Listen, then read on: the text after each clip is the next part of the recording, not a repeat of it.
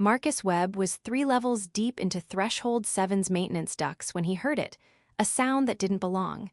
Not mechanical failure, not environmental system malfunction. Crying.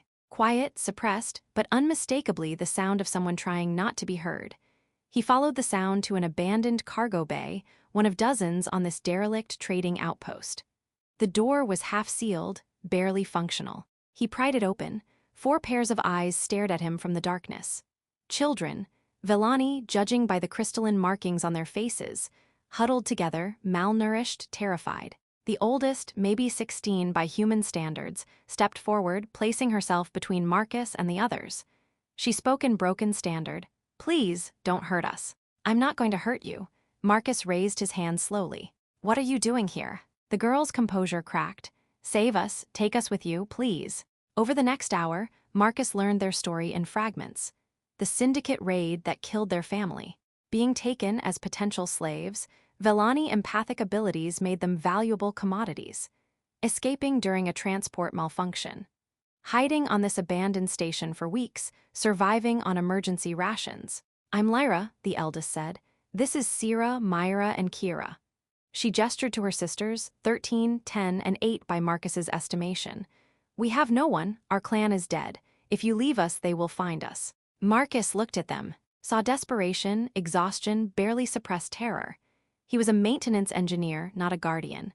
His life was solitary by choice, small quarters, no attachments, no complications. 4 traumatized children would upend everything. "Please," Lyra repeated, her brave facade crumbling, "take us with you." The youngest, Kira, started crying. Sierra put an arm around her, trying to be strong. Myra just stared at Marcus with huge eyes. Marcus thought about walking away, about reporting this to authorities who might or might not help, about maintaining his uncomplicated life. Then Kira whispered, "Don't leave us alone." "Okay," Marcus heard himself say, "but we need to move fast. This station isn't safe." Getting 4 unregistered Velani children through customs required creativity Marcus didn't know he possessed. False documentation from a forger he'd helped years ago. Smuggling them aboard transport in cargo containers. Calling in favors that left him professionally and financially vulnerable. By the time they reached Crosspoint, Marcus had committed approximately 17 violations of interstellar law. His quarters, designed for 1 person, were now home to 5. The first weeks were chaos. Lyra tried maintaining order, but she was a child herself, exhausted from survival mode. Sierra had nightmares that woke everyone. Myra barely spoke. Kira clung to whoever was nearest and cried at sudden noises. Marcus had no idea what he was doing. He researched Velani nutrition, learned their sleep cycles, figured out educational needs, moved to larger quarters, still cramped but better, adjusted his work schedule. Learned that Velani empathic abilities meant they felt his emotions, so he worked on projecting calm even when overwhelmed. Slowly, routines formed. Breakfast together. Sierra helped with cooking, finding comfort in structure. Myra drew constantly, art therapy for trauma. Kira attached herself to Marcus, calling him protector in Velani. Lyra gradually stopped being sole caretaker and started acting like a teenager, moody, questioning, testing boundaries. Marcus learned patience he never knew he had. When Sierra had nightmares, he sat with her until dawn. When Myra wouldn't speak, he made sure she had art supplies. When Kira asked if he'd leave, he answered honestly, "I'm not going anywhere, you're safe here." When Lyra pushed boundaries, he set limits while making clear she wasn't scaring him away. 3 months in, during quiet evening, Kira asked, "Are you our clan now?" Marcus looked at these 4 children who'd completely disrupted his solitary life. "Yeah," he said, "I guess I am." Lyra smiled, the first real smile he'd seen from her. Sierra relaxed slightly. Myra drew a picture of all 5 of them. Kira hugged him tightly. Family, he'd never planned for it, but here it was. The Syndicate found them 6 months later. Not directly, but enough to know someone matching the sisters' descriptions was on Crosspoint. Marcus got warning from station security contact. People asking questions, paying for information, looking for 4 Velani children. That night, family meeting. All 4 sisters sat around their dining table, sensing his concern through empathic link. "The people who took you, they're still looking. They might have found this station." Fear rippled through them. Kira grabbed Marcus's hand. Sierra's breath quickened.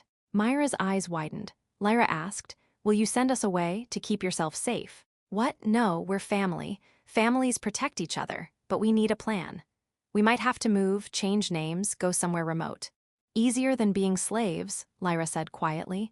"Safer than being alone," Sierra added. "We stay together," Myra asked, rare direct speech.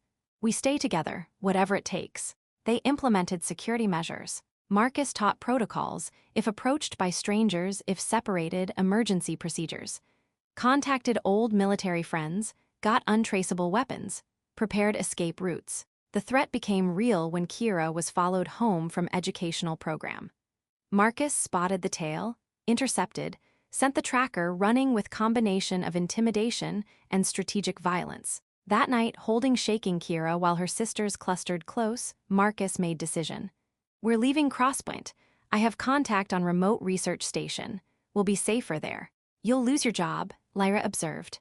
"You four are more important than a job." Evacuation happened within days. Marcus cashed in every favor, burned bridges, committed to harder path. But watching his 4 daughters, because that's what they were now, board transport safely, he knew it was worth it. Outpost Meridian was remote, small, perfect for family needing to disappear. Marcus took chief engineer position, lower pay, less prestige, but safe. The sisters adapted. Lyra, now 18, started remote university courses in xenobiology. Sierra, 16, discovered talent for station systems, became Marcus's apprentice. Myra, 13, created art the small community commissioned. Kira, 11, made friends and slowly lost constant fear.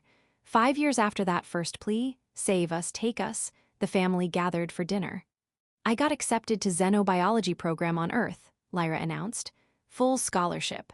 "That's amazing," Sierra hugged her. "When do you leave?" Marcus asked. "Not until." "You're going, this is your dream, we'll be fine." "But the Syndicate hasn't found us in 5 years. You can't put life on hold forever." He met her eyes. "You're allowed to have a future. That's why I took you in, not to keep you safe forever, but to give you chance to build lives worth living." Lyra's eyes watered. "You gave us more than chance, you gave us family."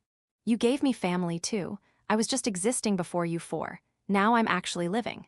Years continued. Lyra excelled at university, becoming leading researcher in Velani cultural preservation. Sierra stayed on Meridian, eventually becoming chief engineer. Myra's art exhibited across systems. Kira trained as empathic counselor, helping traumatized children. They stayed in contact, visited regularly, remained close-knit family. Marcus watched them thrive, 4 children he never planned for who gave his life meaning. When asked how he ended up with 4 Velani daughters, Marcus told truth. 4 scared children asked me to save them. I said yes. Best decision I ever made. The sisters, when asked about their human father, always smiled. He was just maintenance engineer who found us. He became our entire clan. We asked him to take us. He took us home and